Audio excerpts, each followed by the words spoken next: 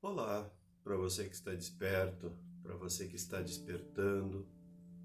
No vídeo de ontem eu falei sobre o anticristo, falei sobre o peso que algumas palavras possuem, um peso injusto, né?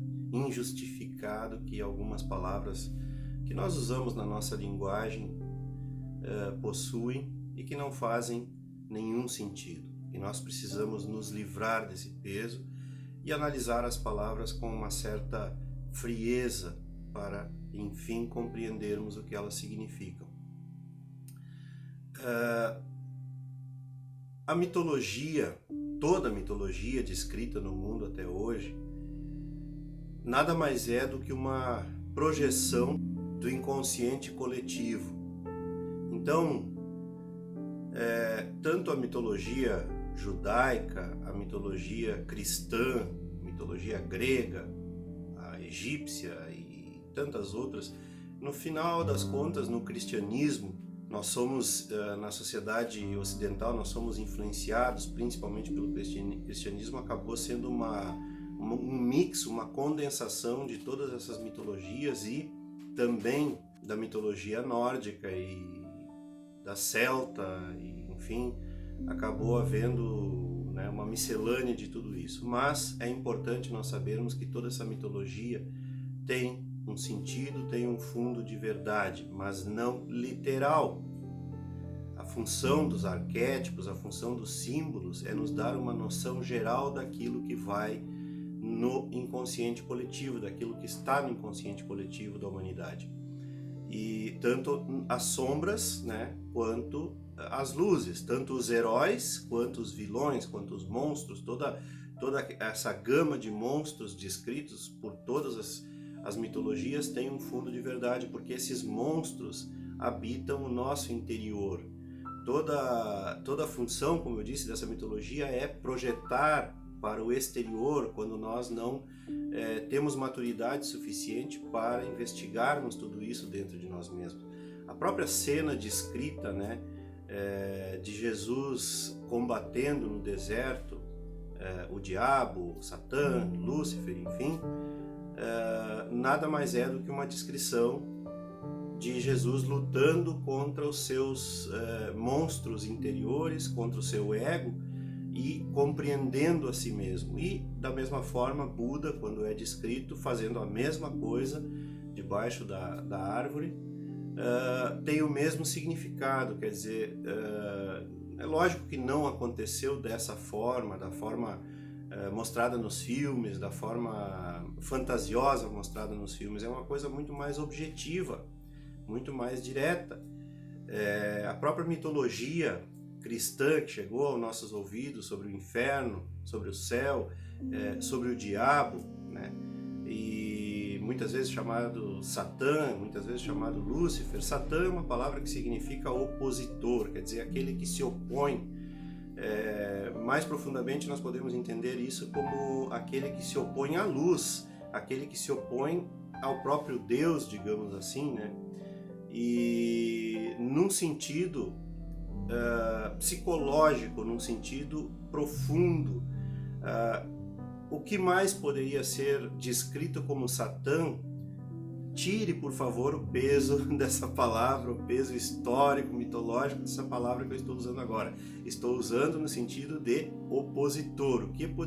Qual poderia ser o maior opositor à sua realização do que a mente?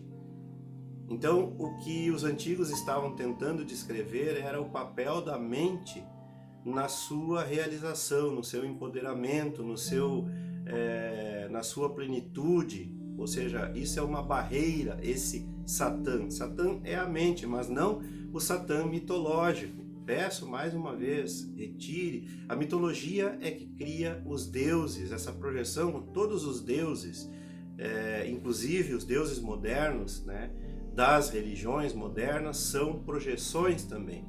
Deuses e demônios são projeções, porque é muito mais fácil para a psique exteriorizar, tirar de dentro de si mesmo toda a sua sombra, todas as suas trevas, né, e colocar isso lá fora, ao invés de ter que lidar dentro de si mesmo, é uma forma de proteção da psique. E da mesma forma, Lúcifer, né, que a palavra significa o portador da luz, então como pode o portador da luz ser esse diabo descrito, né, pela religião cristã o tempo todo, judaica também, né, judaico-cristã? Como poderia, se ele é o portador da luz, a função desse ser mitológico, no caso, dessa projeção, né, do inconsciente coletivo, é justamente mostrar para a humanidade o caminho da luz, através da compreensão da dor, através da compreensão do ego, através da compreensão dos monstros interiores.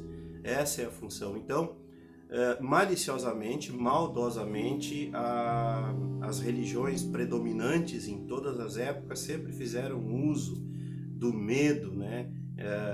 Misturando o significado das palavras lá, fazem um caldeirão e misturam o significado das palavras, jogando isso para o povo inculto, e o povo acredita nesses contos de fada realmente, que é o significado da mitologia, e acabam passando isso de geração para geração, a ponto de que nós hoje já não sabemos mais nem no que acreditar. Bom, segundo eu tenho dito, né, vídeo após vídeo, não devemos acreditar em nada. Simplesmente devemos acreditar em nós mesmos, confiar em nós mesmos, buscar o autoconhecimento para encontrar a nossa essência, o nosso ser verdadeiro e, enfim, ter plena fé na nossa capacidade, a partir desse encontro, né, do nosso centro, do nosso interior, da nossa dimensão de paz, de realização, de felicidade, essa dimensão que está dentro da gente, de plenitude, e a partir disso, então, nós nos tornamos confiantes em nós mesmos e naquilo que a vida e o universo tem para nós. Nós acabamos confiando no processo da vida quando nós nos tornamos mais conscientes. Quanto mais conscientes, mais fé nós temos na vida e em nós mesmos. Fé no sentido de confiança no nosso potencial e na própria vida em si. Não tem nada a ver com confiar em igrejas, em religiões, em escolas espirituais, não é nada disso. Você tem que confiar em si mesmo e na vida. E então é isso.